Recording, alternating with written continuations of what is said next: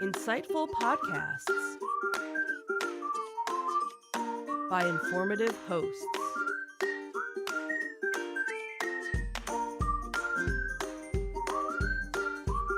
Insights into Things, a podcast network.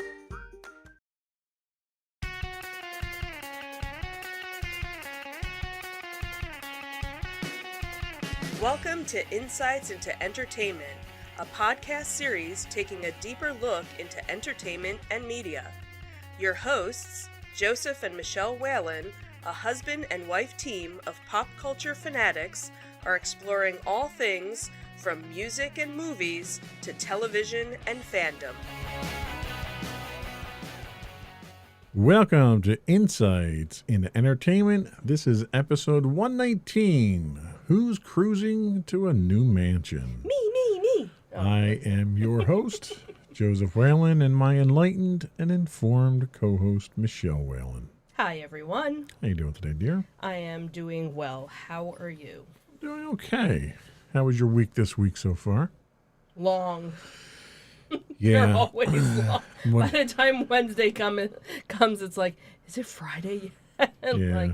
Ugh. They do get to be that way. Yeah, So today in our Disney Detective, Disney is now requiring employees to be vaccinated, and the stars of the new Haunted Mansion movie have been announced.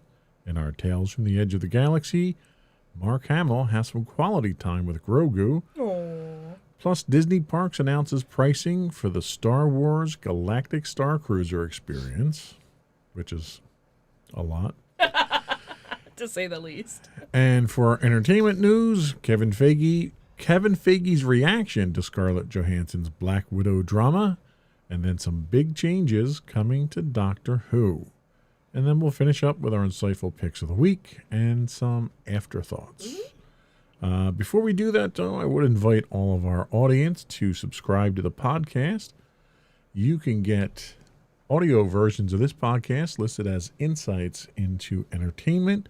Video versions of all the network's podcasts are listed as Insights into Things. We're available everywhere you can get a podcast: Google, Apple, Spotify, Stitcher, etc. You can also contact us. We would certainly appreciate your input. Tell us how we're doing. You can email us at comments@insightsintothings.com. We are on Twitter at insights_things. On Facebook, you can get us at facebook.com/insightsintothingspodcast. We're on Instagram at instagram.com/insightsintothings, or you can get links to all those and more on our website at www.insightsintothings.com. Are we ready to get started? Let's do it. All right.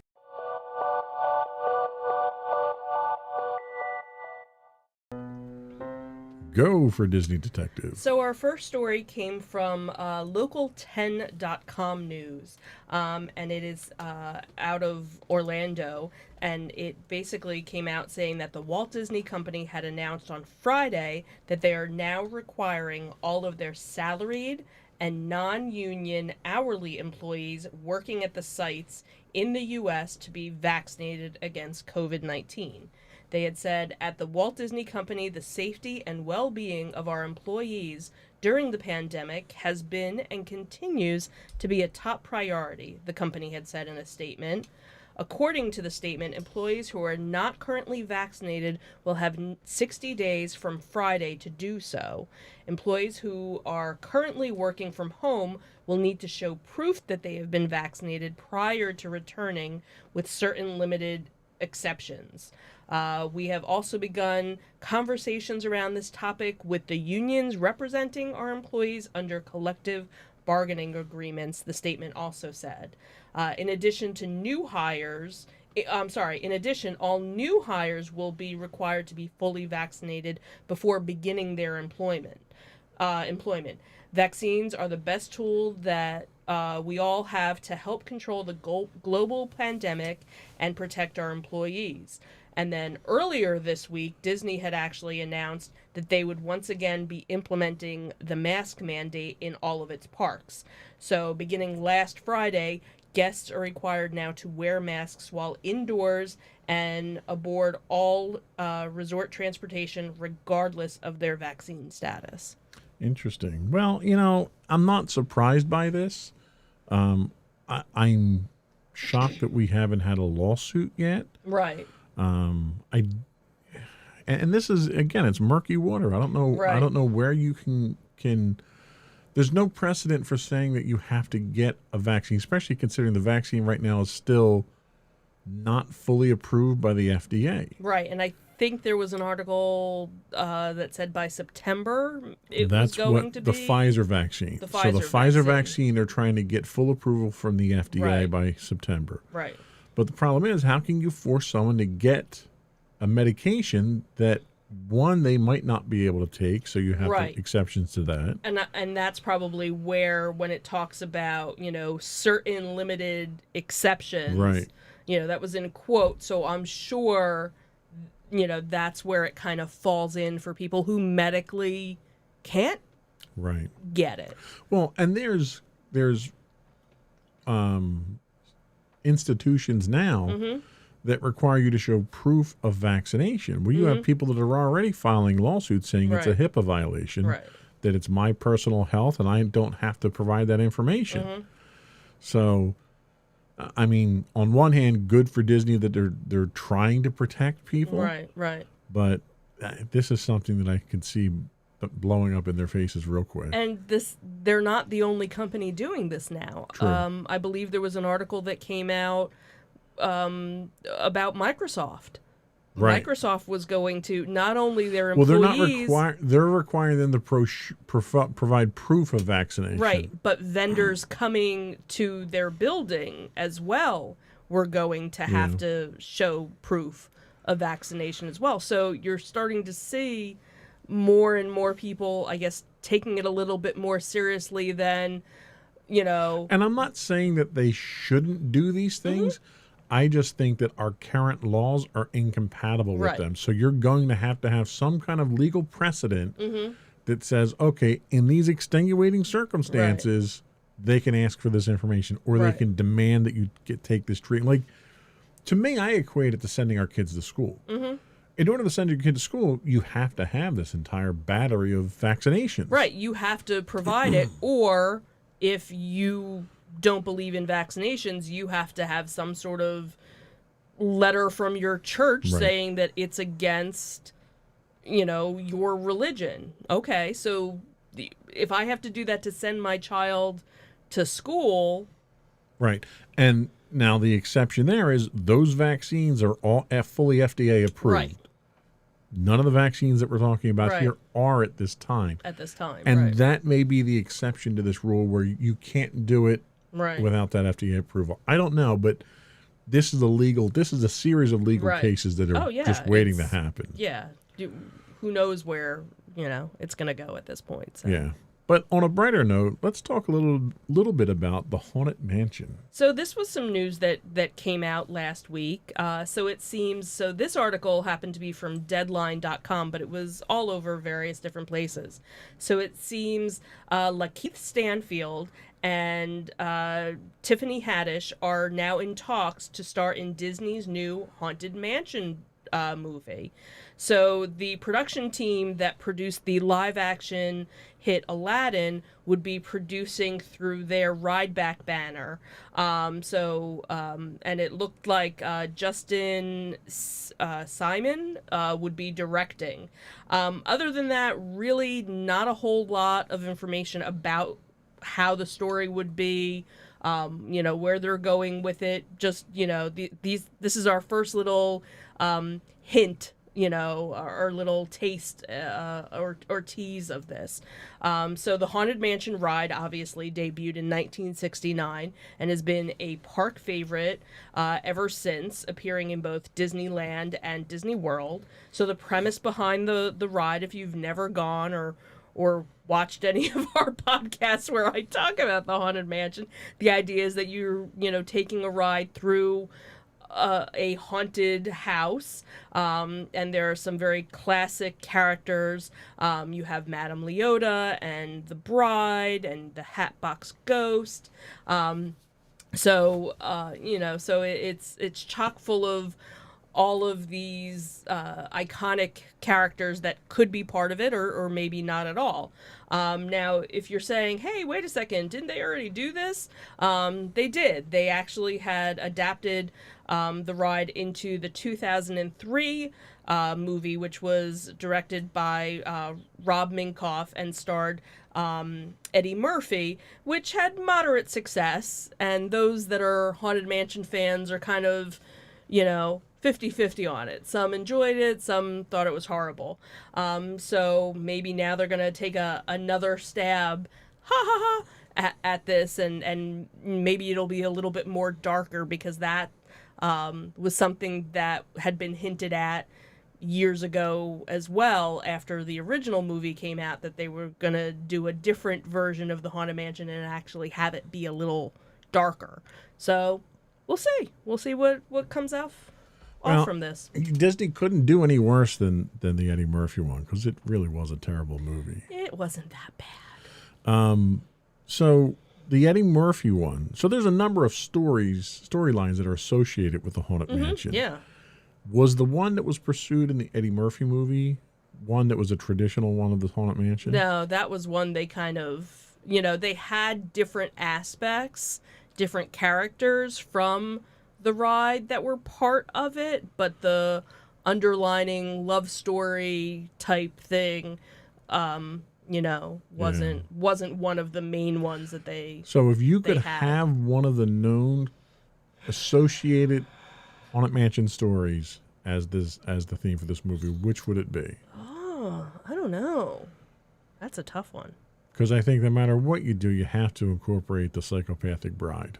Yeah, I definitely think you have to have. Because she's like one of the biggest parts of the ride itself. Right, that but she wasn't. See. But she wasn't even in the original ride. Like, you always had the bride. There was always, the ghost bride. Right. But up until recently, she became, the Black Widow bride, right, where she, killed all her husbands and things like that. So that would kind of be an interesting take on it. What happens when you introduce life insurance policies to the mix?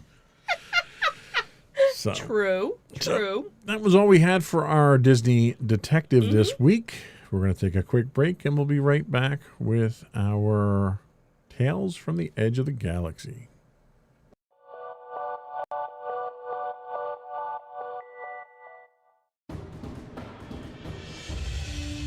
For over 7 years, the Second Sith Empire has been the premier community guild in the online game Star Wars: The Old Republic. With hundreds of friendly and helpful active members, a weekly schedule of nightly events, annual guild meet and greets, and an active community both on the web and on Discord. The Second Sith Empire is more than your typical gaming group. We're family. Join us on the Starforge server for nightly events such as operations, flashpoints, world boss hunts, Star Wars trivia, guild lottery, and much more. Visit us on the web today at www.thesecondsithempire.com.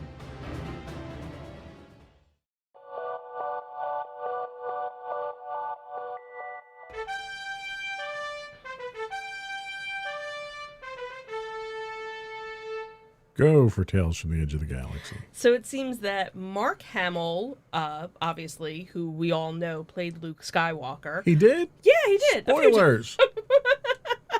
So it seems that there were some newly released set photos from The Mandalorian Season 2.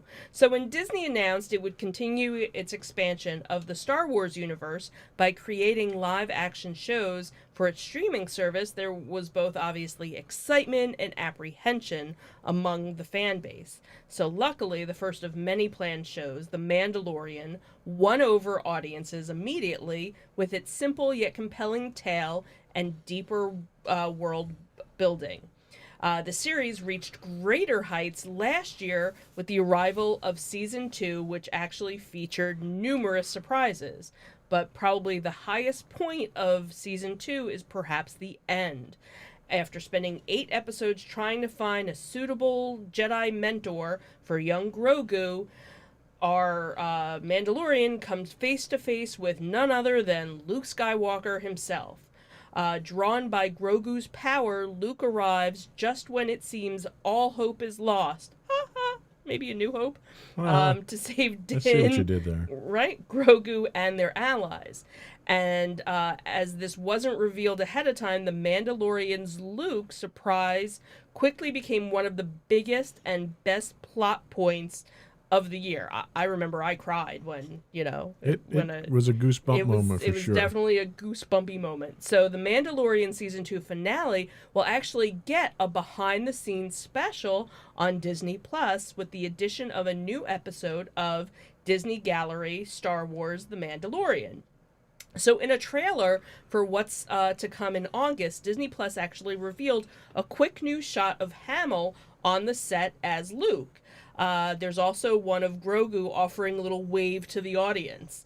Hamill obviously had to be digitally de-aged to play Luke for The Mandalorian, and there are moments that were shot with a stand-in. So, however, the actor made it clear that he was there on set for the scene, and the above picture actually confirmed it, and he even got to hold Grogu, which I thought was really cute.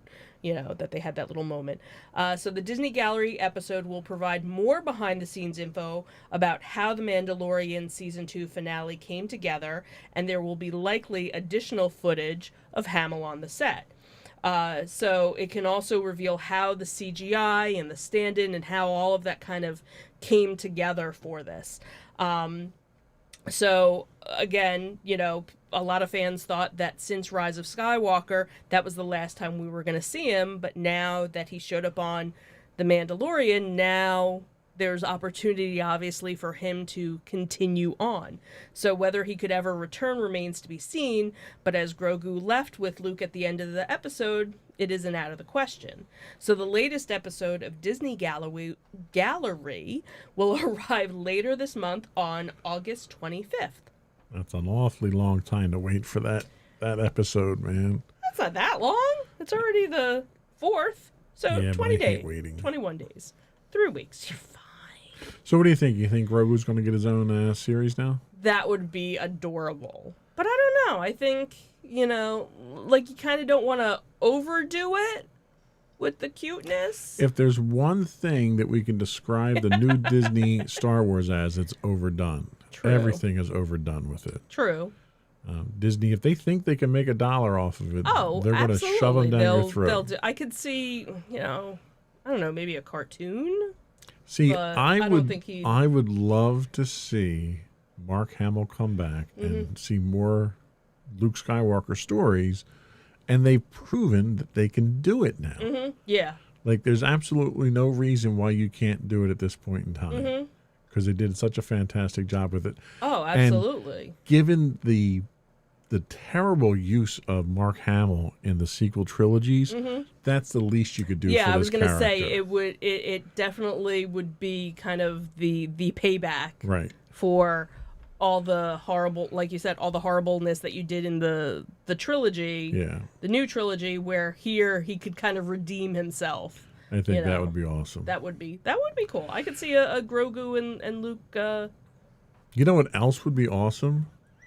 It would be awesome to take a trip to a galaxy far, far away and not have it cost an arm and a leg. Although that does fit the Star Wars theme, doesn't it? Let's talk about the Galactic Star Cruiser.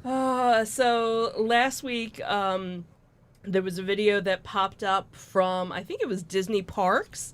It was kind of a insider's look at the Galactic Star Cruiser, talking with some of the Imagineers who worked on the project, talking about how long that they've been working on this project. So now we're actually getting, I guess, a first official commercial for it, and pricing as well. So now you can save all those pennies and find out how much it's really going to cost. So the Star Wars Galactic Star Cruiser has been in development for, I think they said 6 years roughly. So while details about what can be expected from this unique resort experience have still been let out kind of drips and drabs over the last few years. Disney today dropped its first commercial for the resort and updated the official site to offer some key details. So first up, the commercial doesn't show off too much that wasn't already known, but it does give a new look at the standard room that will be available and kind of sets the tone for the experience. The more illuminating parts of the new information released today involve the pricing and what will be included with that cost. It was known as the Galactic Star Cruiser. It was always known that the Galactic Star Cruiser would not be a budget offering.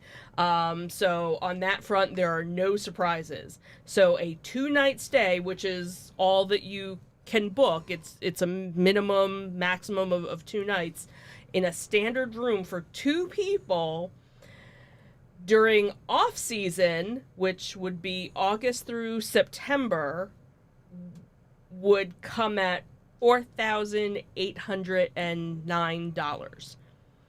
That goes up if you have a family of 4 to almost $6,000. So no sample pricing is given for the larger suites that are supposed to be available. So now you're asking, all right, what do I get for all of that? So Disney has added some details as well. So with your Galactic Star Cruiser vacation package, you get the 2-night stay in a cabin or a suite, ongoing immersive and interactive entertainment where choices will determine your experience, food and beverage on the Star Cruiser, excluding alcoholic and specialty beverages, and a quick service meal at Docking Bay 7 Food and Cargo or other select locations at Disney's Hollywood Studio, admission to Disney's Hollywood Studio for your planetary excursion to Star Wars Galaxy's Edge. We have a cat scratching, so it's kind of funny. Valet parking and exclusive Star Wars Galactic Star Cruiser data band, also known as a magic band. As expected, the cost will work similar to a cruise line with most food, drink, and entertainment included with the cost of your room. Also, you'll get the excursion in the form of admission to Disney's Hollywood Park, which happens to be right next to where the hotel is. That park also happens to be where Star Wars Galaxy's Edge is. So that's kind of, you have your private entrance that you'll be able to get to the park from the hotel. So the Galactic Star Cruiser is scheduled to open next spring, so there will be obviously more pricing and more details obviously to come in the coming months. In the meantime, if you go to Disney's website, I'm sure they'll have more information as time goes on. You know, it's been a while since I've bashed Disney for, How long has it been? for their greed and so forth, but that's ridiculous. Like, first of all, the price is insane. I mean, that's like a cruise. That's like a 5-day cruise. Right. And you're getting 2 days out of it. Right. Which is ridiculous. Mm-hmm. Second, they're throwing in all these exclusives. Oh, you can get valet parking because you can't park at the resort. So they have to valet park you. Mm-hmm. And they charge you for parking now anyway, so they shouldn't be. So that's really not free. You shouldn't be doing it in the first place. Right. They gave you the magic bands, but now they charge you for it. So you're getting it for free. Well, that's not a freebie either because you shouldn't be charging for that either. I don't, like, I want to do it. I know. And we can afford to do it, but I absolutely refuse to pay Disney that much money for it. I really do. And I wonder if they'll do anything with, like, DVC points. Where you could use DVC points for it. This is an example, and we've talked about this, where Mm-hmm. Disney has lost a lot of money because of the pandemic. Mm-hmm. And they've invested a lot of money into things like this, and they want to make it all back up in 2 days. Right. And that price, that's 3 times what it should be. Mm-hmm. And I can't. As much as I love Star Wars, and as much as I'd love to do it, I just, morally, I can't pay that. Right, when we could spend that much and go on a 7-day cruise. Exactly. Yeah. exactly. No, So I I was get it. very disappointed to see this. Yeah. Yeah, I don't know. Maybe at some And- point we'll be able to do something with DVC, like you said. Yeah, maybe they'll, maybe it's half price if you use half Disney points. Maybe you're not able to use full DVC points for it, but you can use, I'd be willing to, You get 1 day in the park. Right. It's a 2-day adventure. You get 1 day in the park. Right, because the other You day get- you're, Right, you're on the. doing something. But it's only 2 days, and that's like if that was 5 days, I'd be okay with it. Right. If you could turn that into a 5-day experience, I'd be okay paying that price. Not for 2 days. Right. It's like this announcement. We've been waiting for so long for this announcement, and it was just monumentally disappointing when it came out. It really was. Like, to see that level of unbridled greed from Disney, they're literally trying to make back the entire cost of the project in one season now. Well, and the other thing too that I want to know is here's another thing. Like when you go on a cruise, usually there's some daytime activity, there's an afternoon activity, then you have your nighttime show, and then sometimes there's an evening activity as well. And depending on the cruise line that you're on, sometimes there are things that you can do 24/7.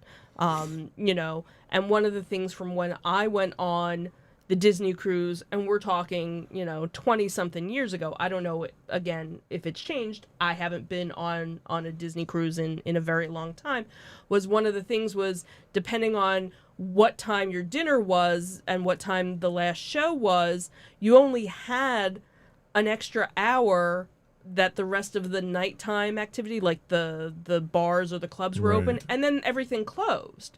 So it wasn't really that it was, it wasn't like 2 a.m. or something. It was like 11 o'clock that stuff closed down because the staff needed to get to bed because they had to start the next day. Sure. Yeah. So what I'm kind of wondering too is it something where by 9 o'clock at night, all the activities are done? Now what do you do with the rest of You know what else the a cruise time? has? A ship. And it goes places. This is literally a hotel. But It goes nowhere. You don't visit any place. You Right. don't go to different locales. It's a hotel. Disney needs to realize it's a hotel. The other thing too is there a pool? Is this, can you swim in space? Does it have any sort of Well, no, you can't scream in space. You can't. But that's the other thing too is, like when we go to the park, we're usually there at rope drop or pretty close to it, and we're usually there until Right. it closes. We get our money's worth We out of get our Disney. money's out, our money's worth out of it.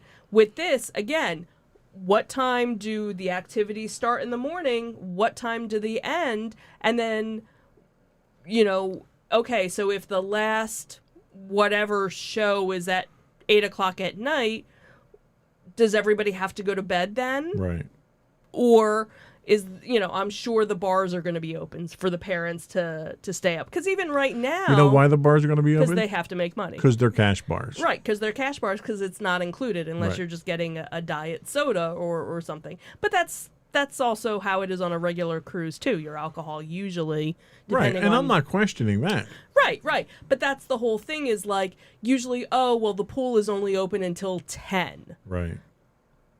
Okay, but if Disney Springs is open until 2, but I can't go to Disney Springs because I'm in space somewhere. Right. No, you're not. You're in a hotel, actually. It's not a ship. We have to stop pretending that it's a You're in a ship. ship. You're in a ship. Okay. Right now. Right. You're in a building. Right, but I'm guessing people that aren't local to Disney World are probably going to book these 2 nights along with something else because Right, they're already. right. I'm not just going to go down to Florida for 2 days. Well, you know? I'm not going to spend $5,000 on 2 nights at Disney. I don't care what you include. You could have me, having dinner with George Lucas and the entire Star Wars cast. You would do that for $5,000. I am not. No, because I can't do it with David Prowse. If I could do it with David Prowse, you might get me. Well, yeah, he's dead. So Right. So Like, there's Right. nothing that you can do that justifies that cost. I'm sorry. Okay. I'm sorry. All right. So, Well, very disappointing. I won't book it for your birthday then. Yeah, like you were going to. Oh, so much for our anniversary. Yeah, okay. You pretend. I could. So that was all we had. We ended on a sour note there. Wah, wah, wah, wah. So we'll be right back with our entertainment news.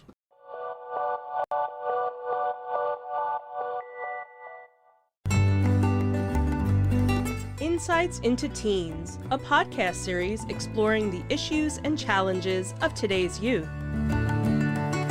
Talking to real teens about real teen problems. Explore issues from braces to puberty, social anxiety to financial responsibility. Each week, we talk about the topics concerning today's youth. We look at how the issues affect teens, how to cope with these issues, and how parents, friends, and loved ones can help teens handle these challenges.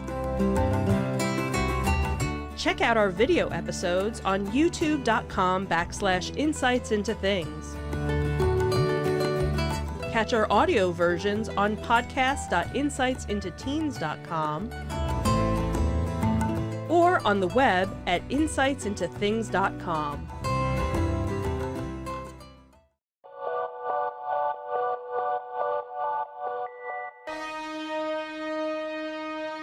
Go for entertainment news. So, unless you've been living under a rock, this has been the ongoing drama of Black Widow pretty much ever since it came out.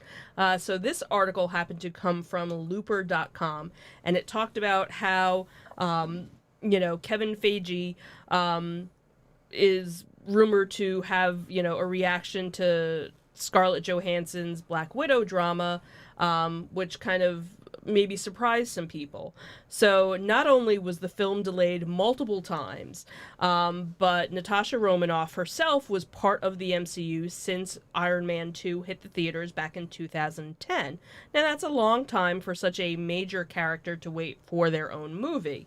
So the article talks about how, you could debate whether or not Black Widow succeeded in making good on what Natasha Romanoff and Johansson deserved in the sense of emotional impact within the MCU, but the current conversation has nothing to do with that, and it's all about money.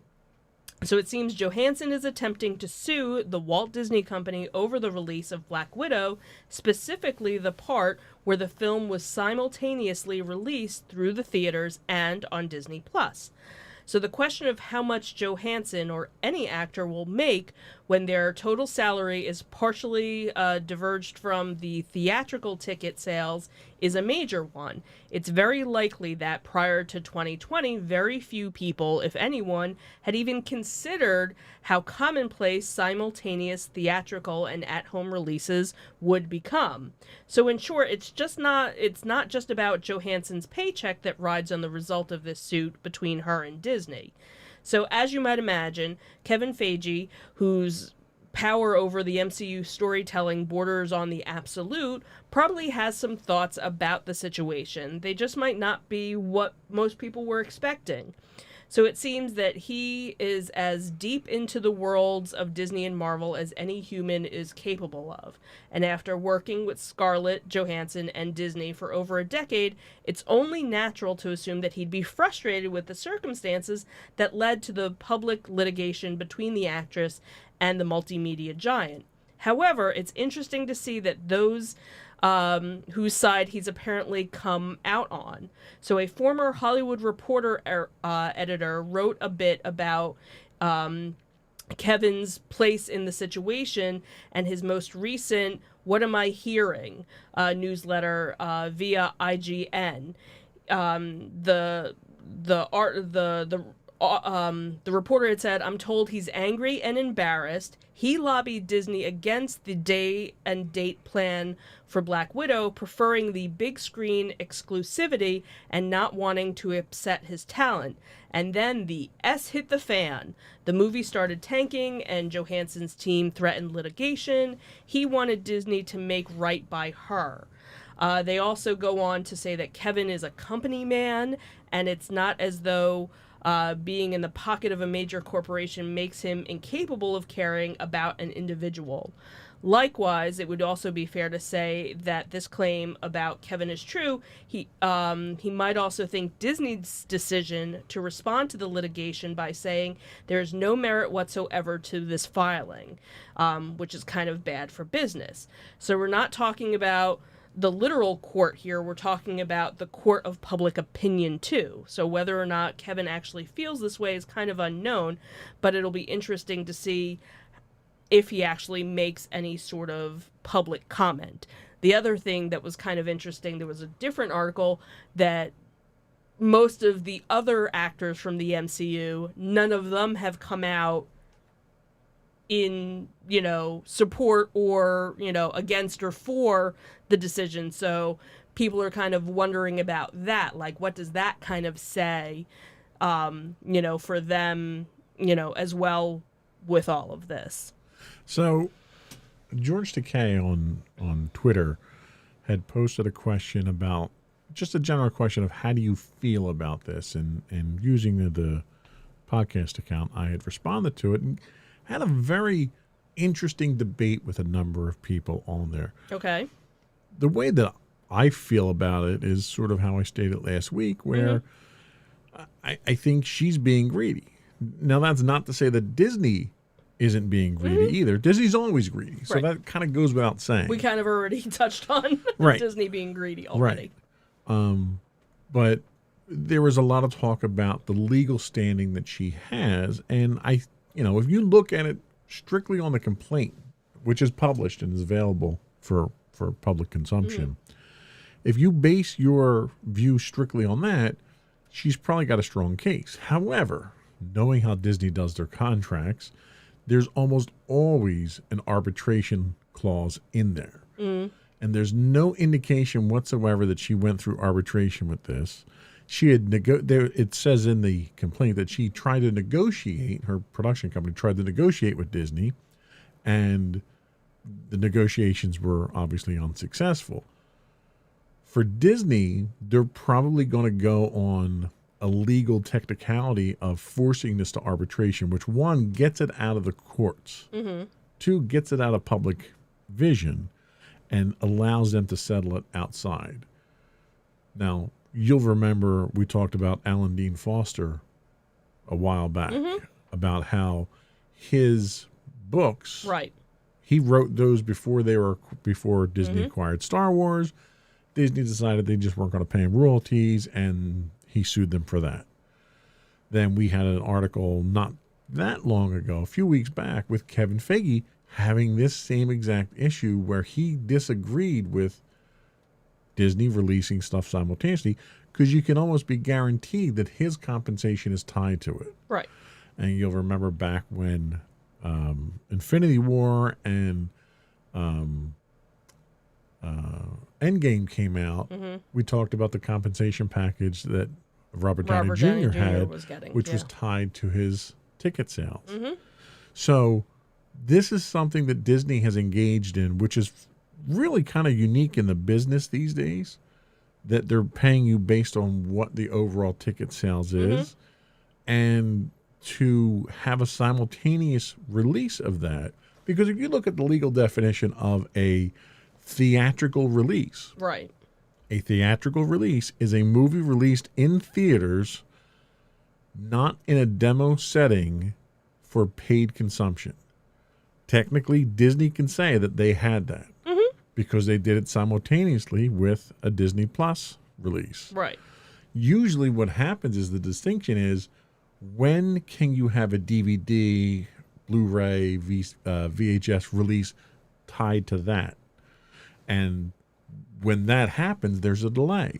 Right. The whole concept of Disney Plus didn't even exist when this movie was in production. Right. So there was nothing in the clause about doing a hybrid release. There's no definition. There's no clear-cut definition of what a hybrid release even is. Right, because there was no pandemic that was lingering, so at the time. From a legal standpoint, it's muddy water here. Right. Between the arbitration, what is a theatrical release, what is a hybrid release, there's so much precedent that's going to be set here that it's really a huge case. Right.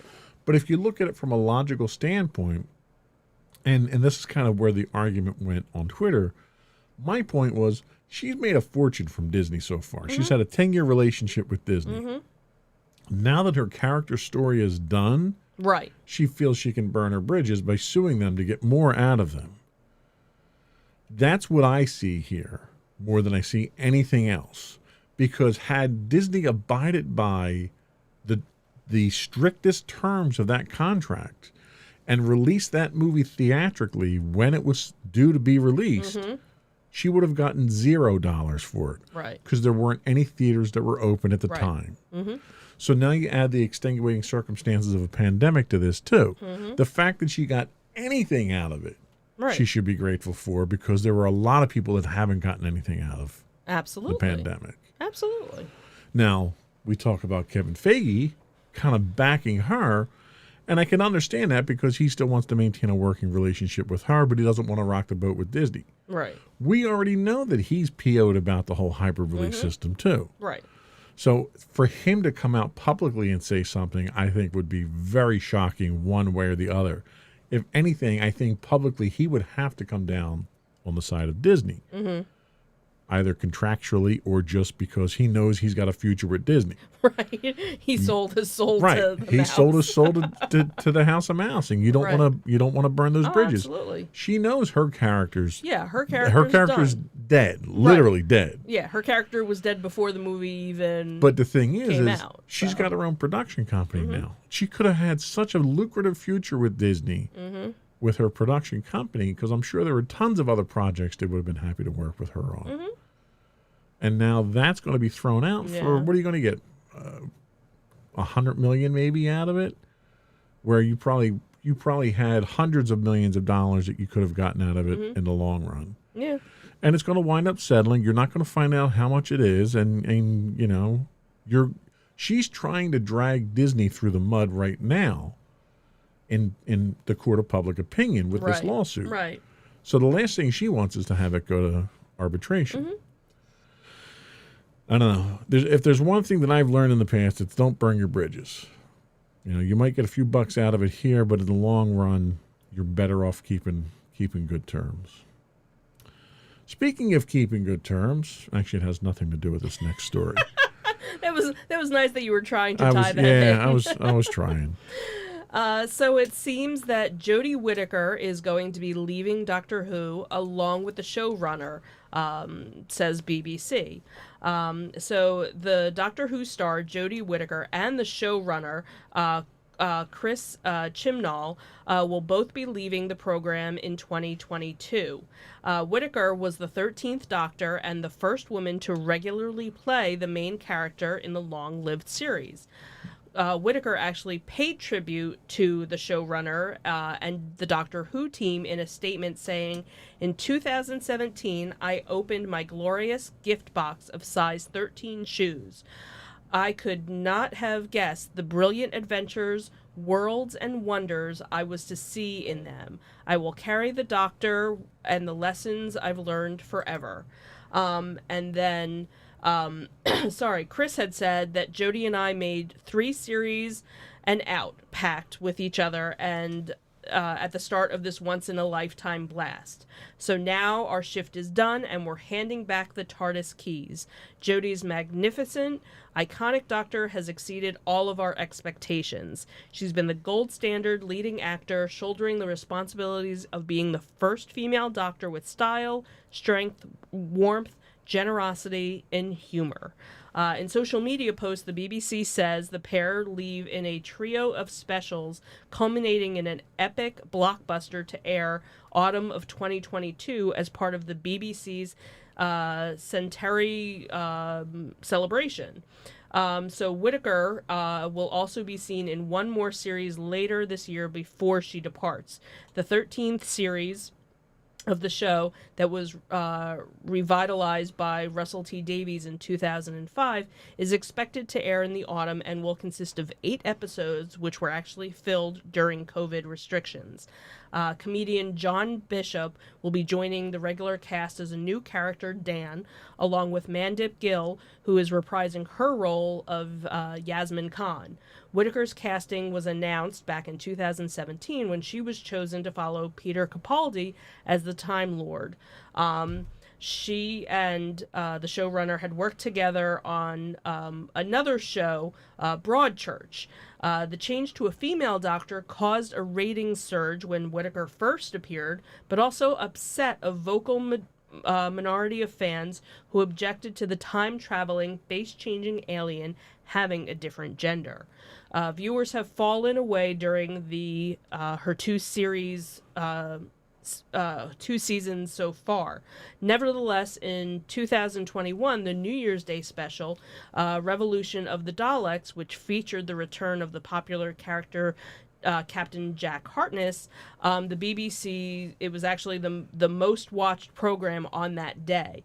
Now, of course, John Barrowman has been having some controversy over his behavior on the set of Doctor Who between 2005 and 2009. The director of drama from BBC had stated that over the last 4 years, Chris and Jodie have made Doctor Who history, and their time on the show is inevitably marked from our memories. From Rosa Parks to the ascension of the Cybermen, Chris and Jodie have given Doctor Who some of its most life-affirming and tear-jerking moments to date, and we are beyond excited to see what they have in store for us in this new series this autumn. Jodie's final adventure to mark the BBC's centenary in 2022 is set to be the Doctor Who special to remember. I'd like to thank them both for their incredible work on the show. And this isn't anything that kind of comes as a surprise to us. We knew that she was going to be leaving after this next series. It's a shame, you know. I'm from the old school Doctor Who days of Tom Baker when he was Doctor Who forever. Ever. Yeah. Right. Really. You know? But I think I didn't fall in love with her. I was going to say, this wasn't your favorite Doctor of the new versions. I warmed up to her the fastest, I think, because in creating her own version of Doctor Who, she embraced the qualities that were so indelible in so many other doctors, and she was really a combination of so many doctors that you could recognize. So I warmed up to her much faster. In fact, I think Peter Capaldi was the doctor that took me the longest to warm up to, because he was such a change. Right. He was a jerk. Yeah, he was such a massive change from what we had been Matt seeing. Smith, you know, before that, and you know. But I warmed up to her very fast, and I enjoy all the work that she's done. You know, there isn't anyone. The problem that I had with these series was the writing. You know, you had, you know, we've talked about this in the past. Everything with Doctor Who is aliens. Right. Okay, so if it's a vampire, if it's a monster, if it's whatever it is, it's aliens. Right. And you had too many politically charged statements in this last couple of series. You had environmental things that had nothing to do with aliens. It was just a very different style of writing. And that was really more the first season, I think. Definitely the first season. They kind of realized it has to be aliens. But the first one, they were definitely going places they had never gone before in the respects of who they were fighting. It was not something that I really took to. But she was a shining point in the entire thing. What I do like is the speculation of who might be the replacement coming in, which is going to be another revolutionary type of thing with Joe Martin, who played the fugitive Doctor, who was the first black female person to portray the Doctor. So there's speculation she might be the doctor that comes in after her, which I think would be a great way of continuing that tradition of changing things up. Right. So hopefully, we'll see where it goes. I just hope the series continues. I don't want to see it go on hiatus again. Right. And have this long period of time where we don't have Doctor Who. Right. That was pretty painful. Mm-hmm. So that was all we had for our entertainment news. We'll be back with our insightful picks of the week.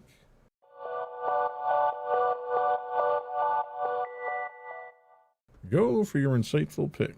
So my insightful pick of the week is Lupin, which is on Netflix, and it is inspired by the adventures of Arsène Lupin, the gentleman thief. So the main character, Hassan, sets out to avenge his father for the injustice inflicted by a wealthy family. Lupin is a French mystery thriller that is streaming on Netflix. It actually came out in January of 2021 with the first part of the series, which was 5 episodes, and then the last 5 episodes came out this past June. And Netflix has actually renewed it for a third part, which I thought was kind of interesting because it kind of wrapped up in the second part of the show. The show stars Omar Sy in the role of Arsène, who is a man who is inspired by the adventures of the master thief Lupin, who is a character that was created by Maurice Leblanc in the early 1900s. So the first part, consisting of 5 episodes of the show, kind of gives you a background of the character and his inspiration, and then the second part kind of concludes the story and all that he's going through. The series was actually watched by 7 million households during its first months, becoming the most watched non-English series on Netflix.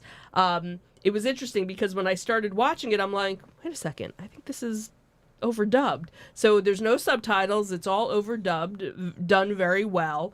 But it's interesting because you already know who the bad guy is, but it's all the little ins and outs of this main character and how he tricks people to get what he wants. And it's, in some cases it's very Doctor Who, like, I'm going to show you my ID, but I'm going to show it to you so fast that you don't even know what it is, and I'm so charismatic that you're going to let me in, and, all the disguises that he has and everything. So really kind of interesting, and couple of little twists here and there to kind of keep you, interested. And like I said, when I finished watching it, I kind of figured, all right, that's it. We're done. The bad guy goes to jail. But interesting to see what the third part will actually have. So it's not in French? No, it's not in French. Oh, okay. Good pick. Thank you.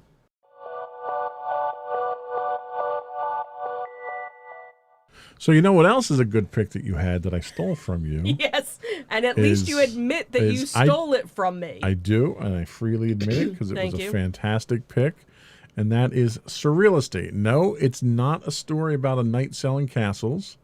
It's Surreal Estate.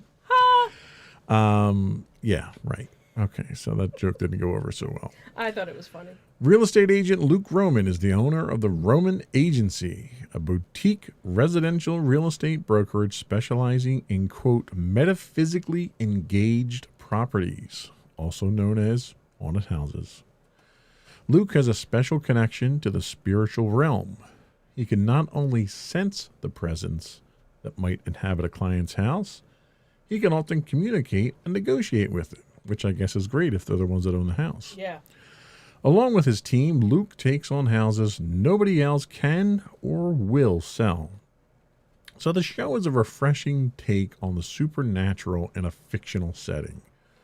Often relegated to police dramas or murder mystery style shows, the supernatural realm was getting a bit stale, with the exception of maybe the mockumentary show previously talked about on this podcast, What We Do in the Shadows.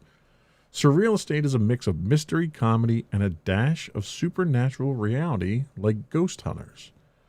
The team of paranormal experts help to investigate events in metaphysically engaged houses and help determine the causes and ultimately the solutions to those issues so weary owners can sell them. It sounds like a new reality show, right? But this is a scripted drama and one that's very well done. The characters have a depth and complexity right off the bat that you don't normally see in shows today. There's a chemistry with the cast that makes the entire show work, and there's enough plot in each show to make them unique, while the overarching story of the season is advancing consistently in each show. You don't feel there's a minute of time in any episode wasted to pointless storytelling, which is a testament to the show's writers. I've enjoyed each episode so far, and I'm excited to see where the series goes. We're, 3 episodes in? I think? Yeah, I think so. 3. We watched the third one the other night. So Real Estate streaming on Sci-Fi, and we'll be right back.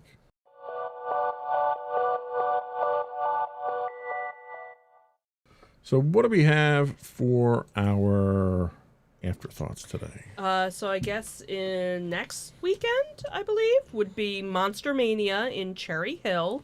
That's Monster Mania 46.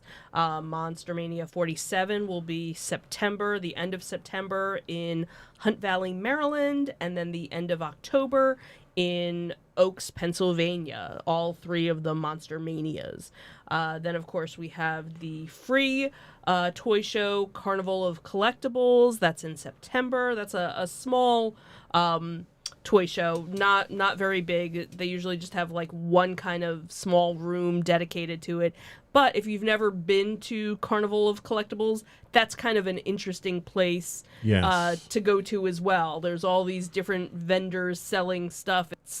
I wouldn't even know. It's a flea market without people there. Right. So they have like little rooms, it's get an booth, open, basically. like basically a booth, and people just have their stuff, and if you're interested in buying it, you just take it and you go up front and it has a label on it, and I'm sure there's some name that they call that. I just can't think of what it is. But while they have all of that normal stuff, they have a little toy show. Well, and some of that stuff's not so normal, too. Well, yeah, some of it's not normal either. Then, of course, one of our favorite locations in Delaware, at the Nurse Shrine Center, they do a weekend where the Saturday is the Delaware the train show, and then Sunday is the Oktoberfest toy show, and that is October 9th and 10th, and that's in Delaware, as I said. And then, of course, RetroCon! I should be popping 3 of these on the screen, aren't I? Sorry. I was choking. Yeah, Cut me some slack. that was like pulling teeth. So RetroCon is returning this year, and that will be September 25th and 26th, and that will be at the Greater Philadelphia Expo Center in Oaks. Why is it greater? Because they said so. See, I'm good like that. Then, probably the next weekend after is Brickfest, which is October 2nd and 3rd. If you're a fan of Legos, as we've mentioned before, this is kind of a cool one. You don't have to necessarily have kids to enjoy Legos, obviously, these days. So really kind of cool to see, the smallest displays to, some very massive ones there. And that is it that we're going to talk about this week. Before we do move on, I would... let me just say that a lot of these are local to us, and it's because these are the ones that we go to. If there are other shows, toy shows, pop culture shows, anything like that, that people from around the country, because we have listeners from around the country to around the world listening and watching this show. If you have things that are coming up that you think our audience would benefit from, email us, send it over to us, let us know. We'll get it into the show as well, so that we're not just covering stuff that we go to, unless everybody wants to travel to the tri-state area in New Jersey here, which you're welcome to. Which is fine. Although during a pandemic, I wouldn't really encourage that too much. But yeah, send it over to us. We'll be happy to look it up. We'll put it up on the podcast. We'll get the links out there, and we'll start promoting other people's things as well, not just the stuff that we go to. So I think that was all we had this week, right? Before we go, I do need to bug the audience one more time to subscribe to our podcast. You can get audio versions of this podcast listed as Insights into Entertainment. Video versions of all of our shows can be found listed as Insights into Things. Anywhere you can get a podcast, Apple, Spotify, Google, and so forth. And again, send us your comments, send us your events. You can email them to comments@insightsintothings.com. You can find us on Twitter at insights_things. We're on Facebook at facebook.com/insightsintothingspodcast. We're also on Instagram at instagram.com/insightsintothings. Audio versions of this podcast can be found on the web at podcast.insightsintoentertainment.com. You can find all of the video versions of all the different podcasts that we do at youtube.com/insightsintothings. We do stream 6 days. I think this week we streamed 7 days this week on Twitch and YouTube. On Twitch, we are at twitch.tv/insightsintothings. If you are an Amazon Prime subscriber, you do get a free monthly Twitch Prime subscription. We would appreciate you throwing our way. And if you forget all of those links, you can go to our main website that has everything listed, along with some little bios about us as well, at insightsintothings.com. And I think that's it. Another one in the books. Have a good week, everyone. Bye. Bye.